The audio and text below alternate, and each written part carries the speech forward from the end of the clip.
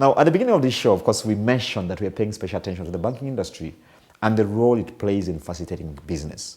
However, like any good things, of course, even with banking, there are certain thorns if certain aspects are not handled well, especially by the client who is picking the money from the bank. Now, in this week's edition of The Entrepreneur, we're looking at the experience of one of the entrepreneurs who picked money from the bank without a clear vision or a proper business where to invest that money. And they're sharing their experiences and the lessons learned. I am a nutrition and dietetic specialist, providing clinical nutrition services to private patients. I work hand in hand with physicians across different hospitals to provide clinical nutrition services. To be true to you, I have not taken one loan. I've taken several loans and they were all salary loans. Now, in most cases, whenever I would take this loan, it would come at a point when I feel like I'm in a hurry, I'm in a rush, I need it urgently, it must be now. And actually I would be giving calls the loans officer that would that money be ready tomorrow? Even when I would be given these terms and conditions through the loan, I would not read them to know what details are they. I would not. And in most cases, all these loans I took were to put into businesses. I realized actually, in most cases, and these businesses, I took these loans when I'm starting. That was a big mistake. You're taking a loan for a business that is not yet started. You're not sure of the cash flow. Cash flow, I mean, will this business give you money to be able to meet the loan obligation? So you would find actually now, I am entirely not able to pay this loan. There's nothing that is coming from this business to pay the loan. Now I start to find myself living at a half salary that I remained with. Then struggles. Now when those struggles come in, what ends up is that you're going now to fast. You immediately start feasting on this business you've just started. That means that this business is not going to grow. That's why many of these businesses that I started would not survive longer than a year. They would meet their death at the end of the year, or even maybe 1.5 years. They are dead because I would feast on them to survive. Because my salary is going to a loan which would make me survive. Yes, it was a bad experience. When you start a business, it's not about that money that you feel you need urgently. It's ensuring that actually you set this business, put systems for it. It is able now to generate some income that you can keep feeding in this business, such that it can grow naturally. By the time you need a loan, for example, you need a loan either to buy an equipment to scale up on the services you're providing, for example, or you're buying more stock to improve on the range of the products that you can offer for the clients, not getting a loan to start a business. There's been some consensus that 2024 has been a fairly tough year. Now, 2025 doesn't seem to be any better, at least if you go by the January experience.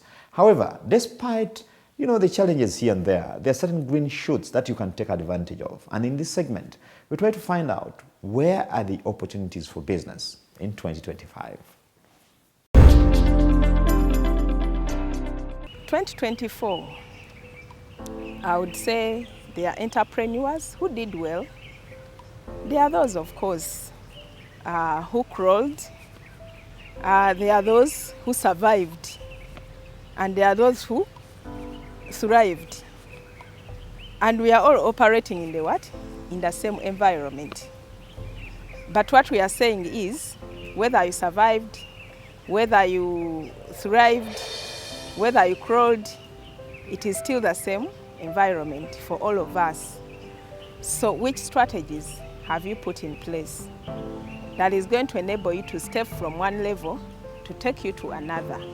If you thrived, we congratulate you for the same, and we thank God for the same. It is not the end. It's actually the beginning of another struggle. So which strategies as an entrepreneur have you put in place to ensure that you thrive further. Because you see the funny bit of entrepreneurship, you're never destined. One thing takes you to another. The environment is full of innovations. Clear examples are the digital transformation initiatives that are currently going on. This is the time to sit down and review most of the trending situations that you must embrace and incorporate into the current product or service that you're offering to your people. How we embrace innovations is key in our businesses, and it is what is going to support us grow and thrive going forward.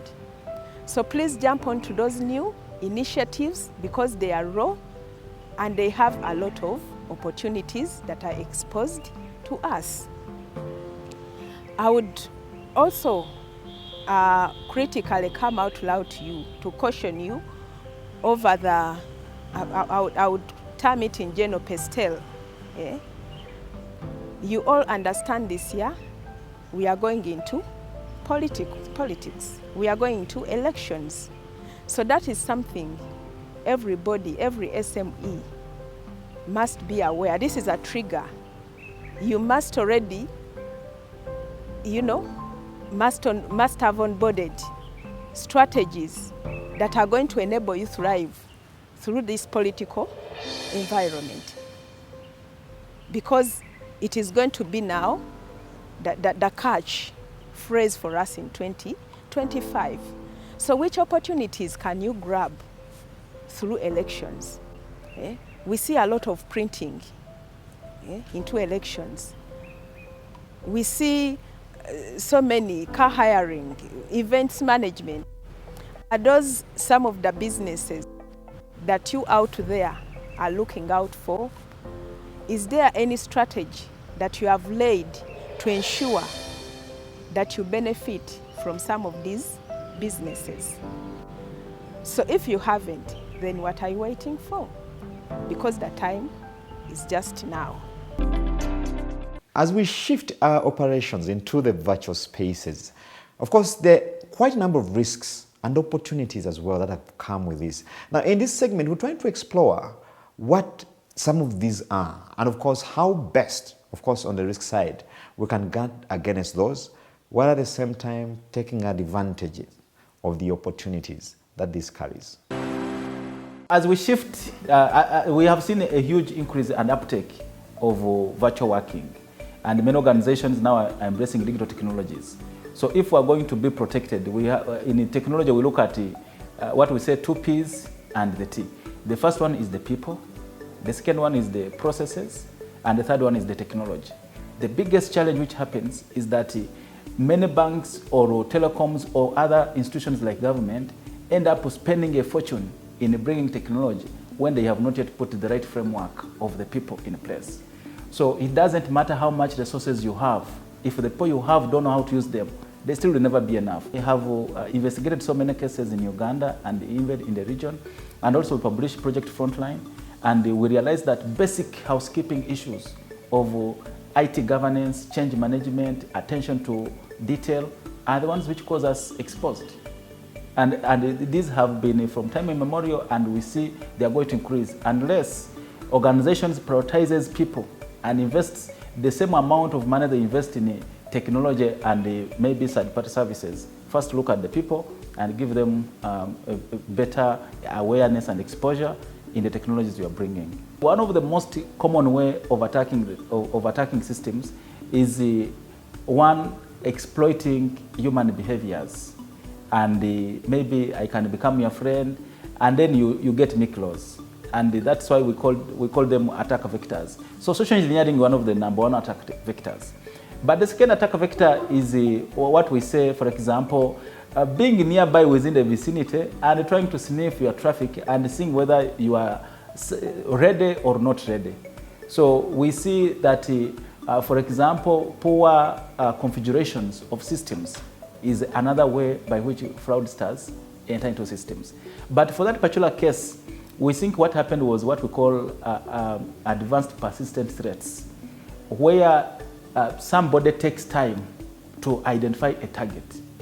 Because maybe there is a lot of money which is involved, so I take time to identify the target. So I can identify the target by talking with the people around the organization, coming and trying to be maybe, to try to be myself close.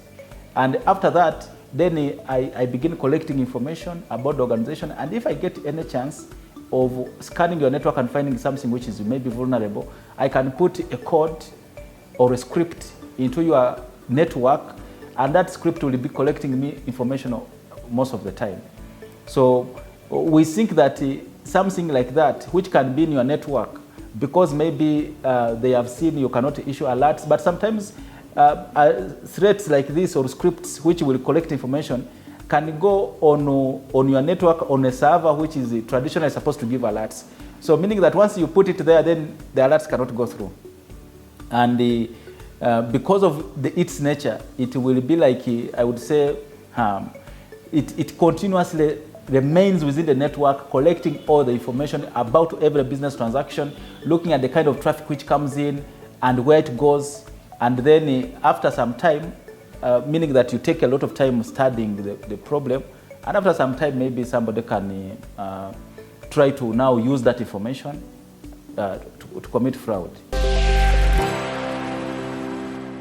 That's all we had for you on this week's edition of Money and Markets. Thank you for being part of the show.